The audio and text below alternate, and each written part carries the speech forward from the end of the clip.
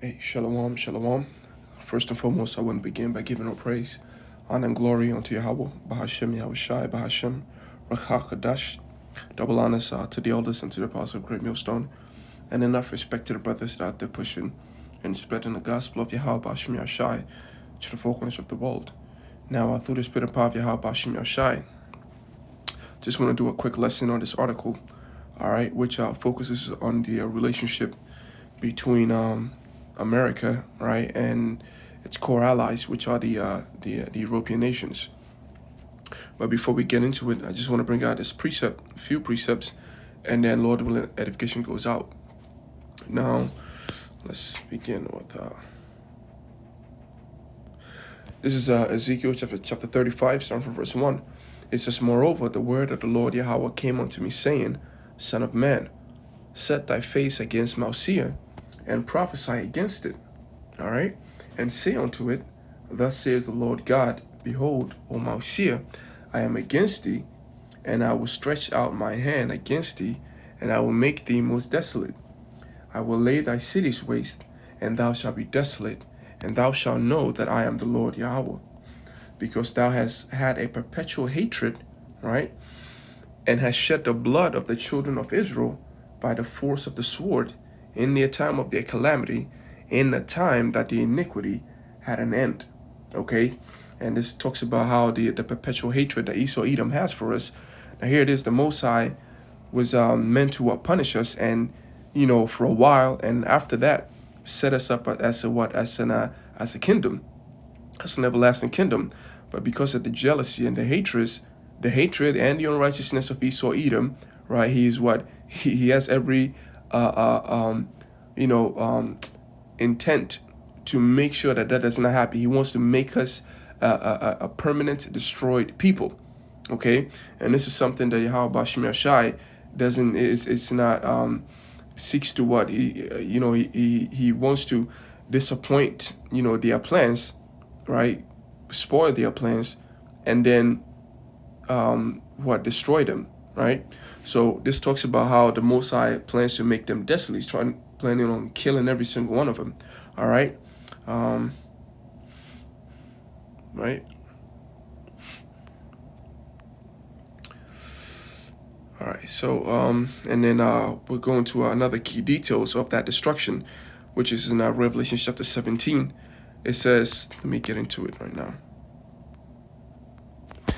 So Revelation chapter 17 verse 3 says, "So he carried me away in the spirit into the wilderness, and I saw a woman sit upon a scarlet-colored beast, full of names of blasphemy, having 7 heads and 10 horns." And this woman represents what? America, Babylon, okay?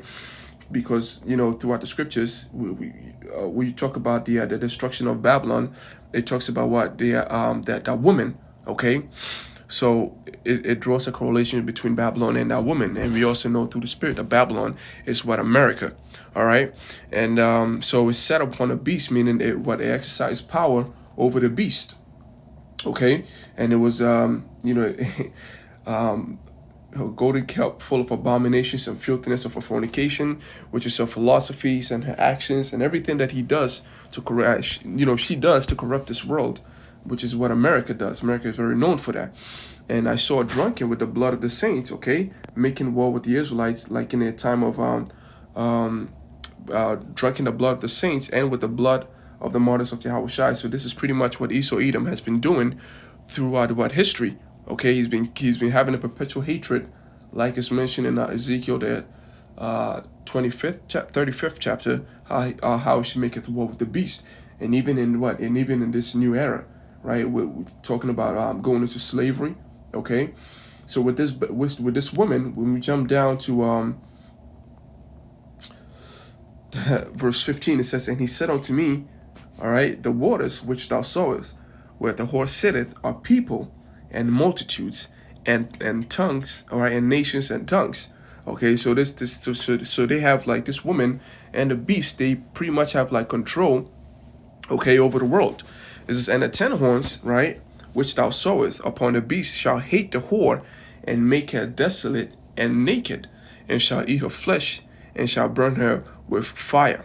Okay, so this is talking about what? The NATO and EU, All right. Eventually, at first, they seem to have like a what an inseparable bond between America and them. But lately, what we've been seeing is we've been seeing um, you know a lot of commotion between them. Okay, you have a lot of instances where America would straight up come up and they'll talk about how they gotta look after the American interests at the expense of European nations, and the European nations are looking at America with some sort of distrust. Especially when Trump came into power and he started accusing them of being what's that word I'm looking for? But pretty much they were pretty much only relying on America, and they weren't contributing, and America was paying all their bills in NATO and the security system and yada yada yada. Okay, and it goes on forever. So this relationship between them, it's kind of shaken right now. Okay, and so it says, the beast shall hate the whore and shall make her desolate and naked. And how shall they do that? It says they shall eat her flesh and burn her with fire. Okay, which goes into the desolation. The ICBM, the nuclear missiles that are created in the world, is meant to hit on American soil. It's meant to be detonated, right, on the American continent, North America, like United States. Okay, so let's get to the article. The title of this article is in Munich, United States Kamala Harris, Blinken aimed to reassure Europe despite what Trump. So it says U.S. Vice President Kamala Harris and Secretary of State Anthony Blinken face a tough task at the annual Munich Security Conference that kicked off on Friday. It's like it.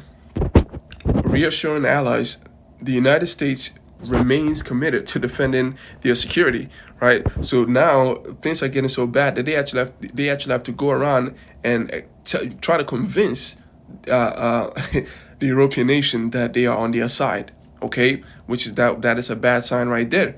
Okay, so it says Harris and Blinken are set to attend the annual security gathering less than a week after former U.S. President Donald Trump, the frontrunner for the Republican presidential nomination, said he will not defend NATO allies who fail to spend enough on defense. Woo! hey, bro, how about Shimei Shai, man? How about Shimei Shai for making your word manifest in our times? Okay, because this is very beautiful right there. You realize that if these people, if they fight against each other, if they end as allies, that is like a whole level, right? This is like how do I put it? Like a massive like step towards the kingdom. Okay, and I always try my best to bring out the pattern of how whenever Edomites fight against each other, things always go well for Jake. Okay, so it went on with the first war, the second war. It was just Edomites fight against each other, and even though Jake was still and is still in a bad condition, so like the times, our situations during and after these moments are always after that are always better than before. When you talk about the civil wars, okay, between the Union and the Confederates, talking about World War II, okay, that ended this whole colonialism, to where it forced Esau Edom to have to invent new ways of colonizing people. Now, like I said, it was still a bad situation, but nevertheless, it was better.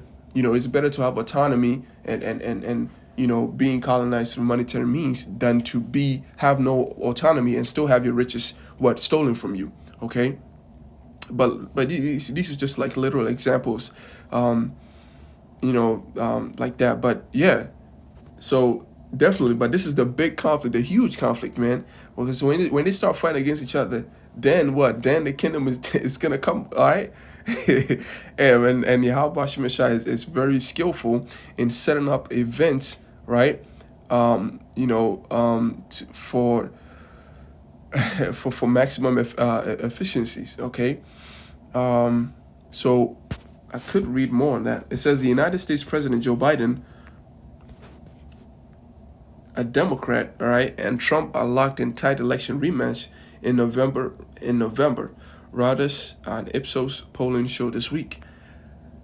Biden has opted against attending the annual conference in recent years, but Harris is scheduled on Friday to deliver what aides have billed as a major speech on the importance of fulfilling the United States role of global leadership. Hey, that's the whore that sitteth upon the beast. Okay, they want to be leaders so bad, but they ain't doing the job of leaders. See, a good leader sacrifices, and it's always has the best interest of his subjects at hand. Okay, but or his subordinates at hand, in mind. But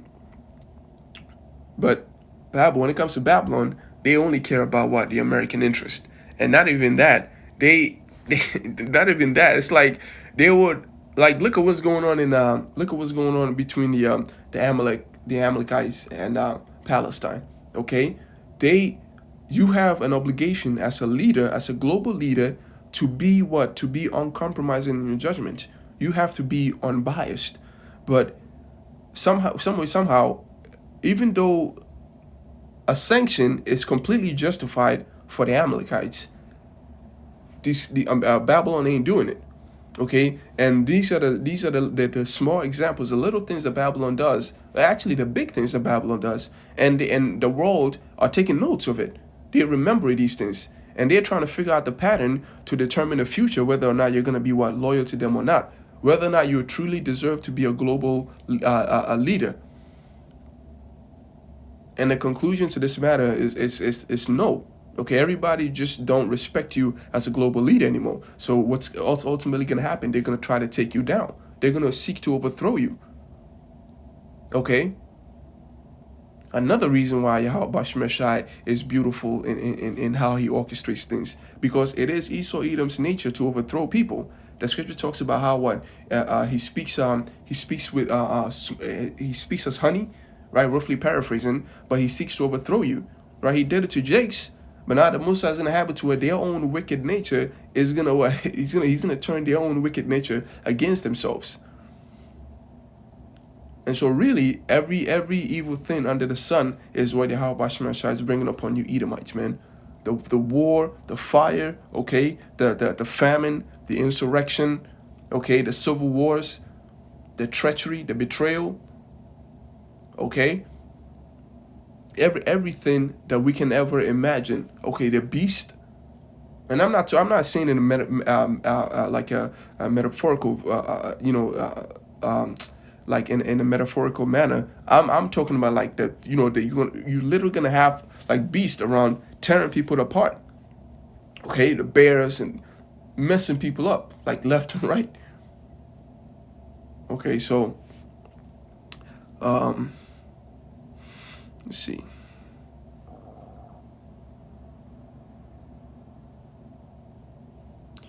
It says Harris is likely to be closely watched for her ability to lead after a Department of Justice special counsel report last week described Biden, 81, as an elderly man with poor memory, while Trump is 77.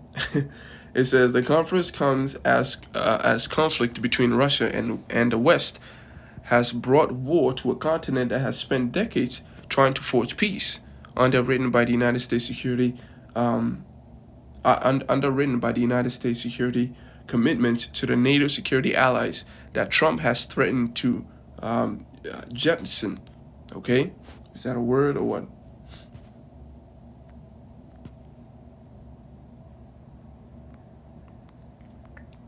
Right, jettison, to throw, right, to throw from an aircraft. Hey, yeah, man, he's trying to throw everything out. I said I wasn't gonna make this long, but the point has been made. Okay, we're seeing the manifestation of Revelation, the 17th chapter, the beginning of it. Okay, so hey, let's keep standing firm in this truth, and very soon the Most High will manifest His work, and we'll be in the kingdom. So with that, I hope edification goes out. Shalom to all the brothers and the sisters that are watching in truth and sincerity. I want to say shalom, Yahweh Shai, Barak Thumb, and may the blessing of blessing be upon us. All right, shalom.